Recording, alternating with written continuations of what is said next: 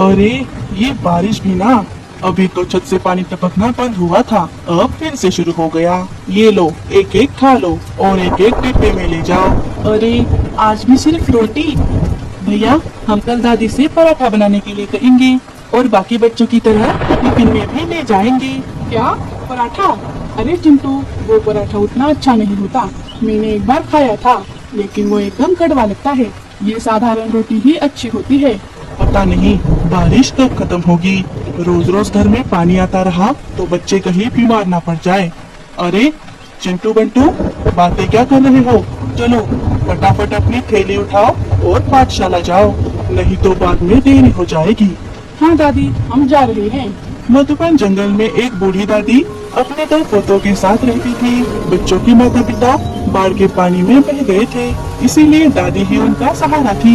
उम्र ज्यादा होने के कारण दादी ज्यादा काम नहीं कर पाती थी, लेकिन थोड़े बहुत अनाज से वो सबका गुजारा करती थी।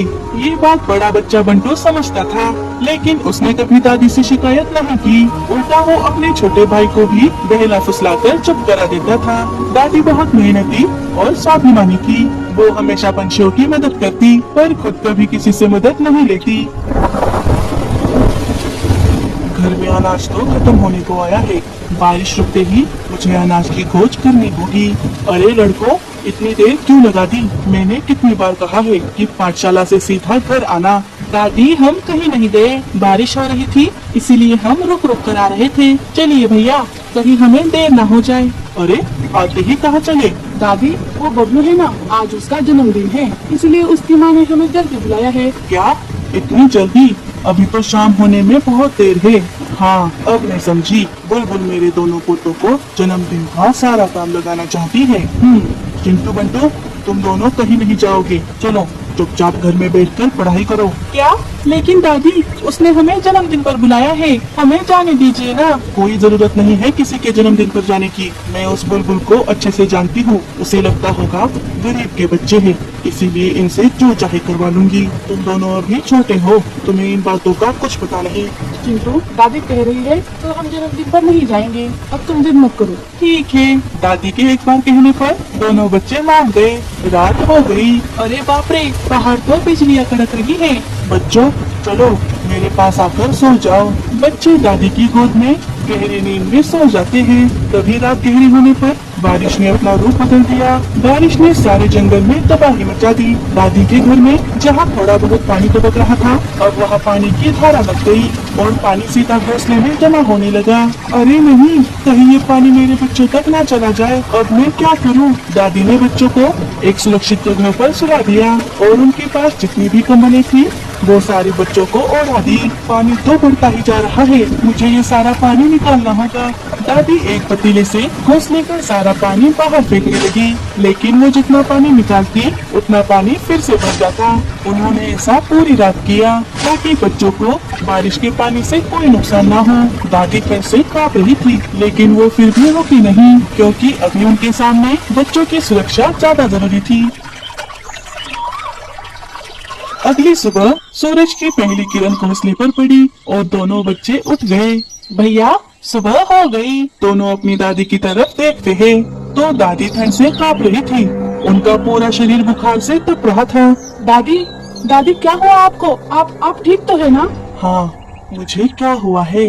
बंटू दादी के सिर पर हाथ रखकर देखता है। आप तो ठंड से कांप रही है। अरे बाप रे, आपको तो बहुत तेज बुखार है दादी। चिंटू जा वहाँ से कंबल ले आ।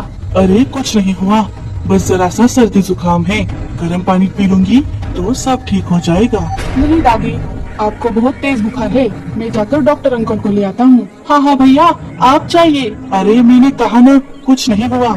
हटो, मुझे तुम्हारे लिए खाना बनाना है। तुम्हें पाठशाला के लिए देरी हो जाएगी। नहीं दादी, आप कोई काम नहीं करेंगी। आज हम पाठशाला नहीं जाएंगे, दिन भर आपका ख्याल रखेंगे। अरे तुम दोनों मेरी बात दादी, आपकी तबीयत तो बिगड़ती ही जा रही है। तभी बाहर से मीठी चिड़िया गुजर रही थी। अरे ये क्या? लगता है कल रात की बारिश की वजह से दादी के घोंसले की ये हालत हुई है। मीठी घोंसले के पास चली गई। अरे दादी माँ, क्या हुआ? आपकी तबीयत तो ठीक है ना? बंटू बेटे, क्या हुआ है दादी को?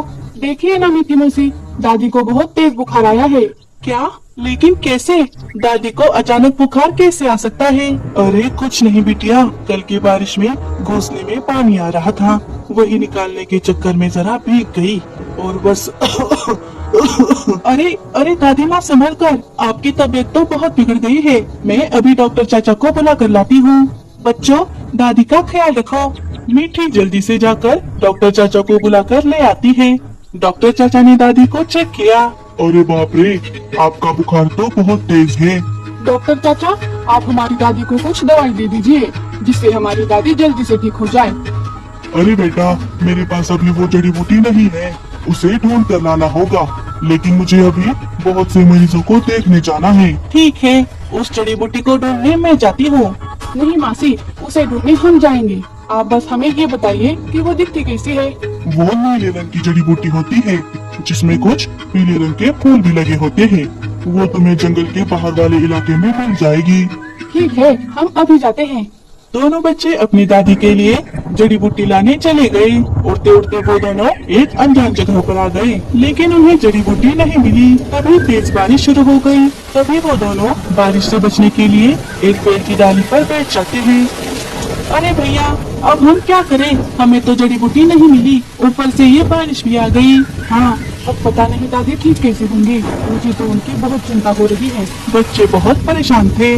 तभी उस पेड़ के पास खड़ा एक बोना, जिसका नाम बिल्बो था, वो उनकी सारी बातें सुन लेता है। अरे ये बच्चे तो बड़े ही परेशान लग रहे हैं, शायद मुझे इनकी मदद करनी चाहिए, लेकिन उससे पहले मुझे इनकी ईमानदारी की परीक्षा लेनी होगी। इतना सोचकर बिल्बो अपने जादू से एक शिकारी का रूप ले लेता है और उनके पास आ जाता है। बच्चे शिकारी चील को देखकर बहुत डर गए। भैया, ये तो शिकारी पंछी है, अब हम क्या करें? तू डर मत चिंटू, मैं हूँ ना। तुम्हें क्या लगता है, क्या तुम मुझसे बच पाओगे? आज बड़े दिनों बाद नरम नरम बच्चे खाऊंगा। नहीं, हमें मत खाओ, हमारी दादी बीमार है, हमें उनके लिए जड़ी बूटी ले जानी है। क्या तुम्हारी दादी? क्या हुआ तुम्हारी दादी को? हमारी दादी बहुत बीमार है, उन्हें बहुत तेज बुखार भी आया है। डॉक्टर चाचा ने कहा है कि एक जड़ी बूटी ले आओ तो दादी ठीक हो जाएंगी।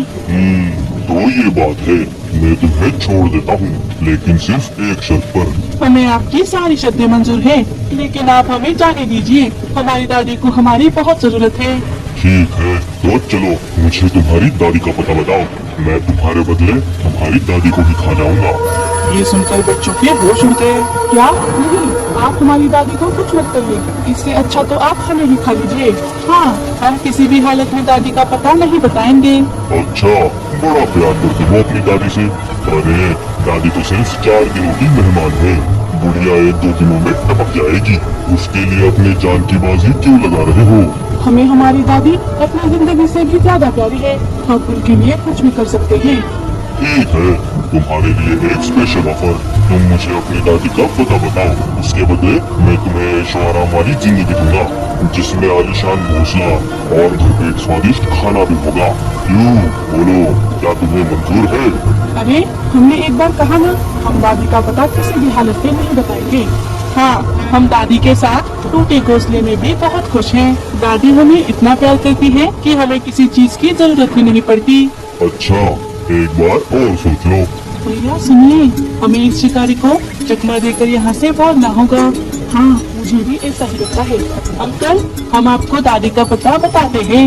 वो देखिए, यहाँ से सीधा जाइए और वहाँ से वो देखिए, उस बड़े पेड़ के पीछे। अच्छा, उस पेड़ के क्या? कौन से? उस बड़े वाले? हाँ हाँ, वही वही। शिकारी को बातों में उलझाकर दोनों वहाँ से भाग गए। बिल्बो सब कुछ जानता था, लेकिन उसने भी बेवकूफ बनने का नाटक किया। बच्चों, तुम तो मेरी परीक्षा में पास हो गए।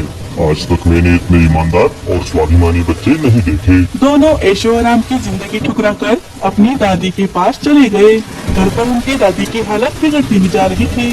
बच्चों, क्या हुआ? तुम्हें जड़ी बूटी मिली या नहीं? नहीं मीठे बच्चे, हमने बहुत ढूंढा पर हमें जड़ी बूटी कहीं नहीं मिली। अरे नहीं, अब हम क्या करेंगे? दादी का बुखार तो बढ़ता ही जा रहा है। सभी बहुत चिंता में थे। अब उनको उनके सामने कोई भी रास्ता नजर नहीं आ रहा था। तभी बिल्बो शिकारी के रूप में वहाँ पर आ गया। दोनों बच्चे उसे देखकर बहुत डर गए और उन्हें उस पर गुस्सा भी आ रहा था। अरे, आप यहाँ भी आ गए? इसका मतलब आप हमारा पीछा कर रहे थे। हमने एक बार कहा ना, अब जाइए यहाँ से, हम अपनी दादी को कुछ नहीं होने देंगे। तभी बिल्बो चील के रूप से बाहर आ गया। उसे देखकर सभी हैरान रह गए। आप कौन हैं? बच्चों, मैं एक जादुई बोना हूँ। मैंने चुपके से तुम्हारी बात सुन ली थी, इसीलिए मुझे तुम्हारी परीक्षा लेनी थी। मैंने तुम्हें ऐशो आराम की जिंदगी का लालच दिया, लेकिन फिर भी तुम परीक्षा में अव्वल आए। तुमने ऐशो आराम की जिंदगी को ठुकरा दिया और अपनी दादी के साथ ही रहना चाहा। ये सुनकर दादी को बहुत खुशी हुई। बच्चों, मुझे तुम पर बहुत फक्र है। बोलो, तुम्हें क्या चाहिए? तुम जो चाहे मांग सकते हो, तुम उसके हकदार हो। अगर आप हमें कुछ देना ही चाहते हैं तो हमारी दादी को ठीक कर दीजिए। हाँ, और आइंदा से वो कभी बीमार ना पड़े। बच्चों, तुमने मेरा दिल फिर से जीत लिया। मैं दादी को ठीक तो करूंगा ही, साथ में ही तुम्हें एक सुंदर सा हॉबिट का घर भी दूंगा। बिल्बो की बातें सुनकर सभी बहुत खुश हो गए। बिल्बो अपने कहे अनुसार अपने जादू से दादी को ठीक कर देता है और उनके टूटे घोंसले को एक नए हॉबिट के घर में बदल देता है, जिसमें इतना अनाज था जो कभी खत्म नहीं होगा। बच्चों, तुमने अपनी दादी का कर्ज चुका दिया। ऊपर वाला तुम्हारे जैसे बच्चे सबको दे। बिल्बो वहाँ से चला गया और दादी और बच्चे हंसी खुशी से रहने लगे।